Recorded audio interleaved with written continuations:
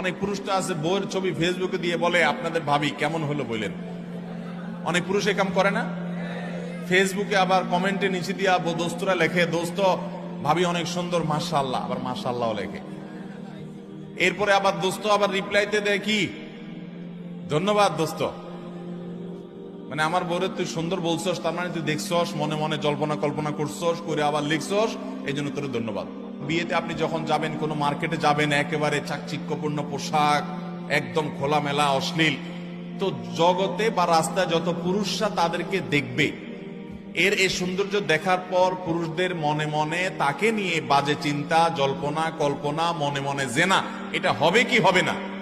ভাইরা আমার, যারা নিজেদের বউকে নিয়ে এটা নিয়ে সন্দেহে আছেন, আমি তাদেরকে বলতেছি, আমাকে উত্তর দেওয়া লাগবে না। আপনার নিজেকে প্রশ্ন করেন, নিজের বিবেককে প্রশ্ন করেন, আপনি এরকম মহিলা রাস্তাঘাটে দেখলে আপনার কি হাল হয়।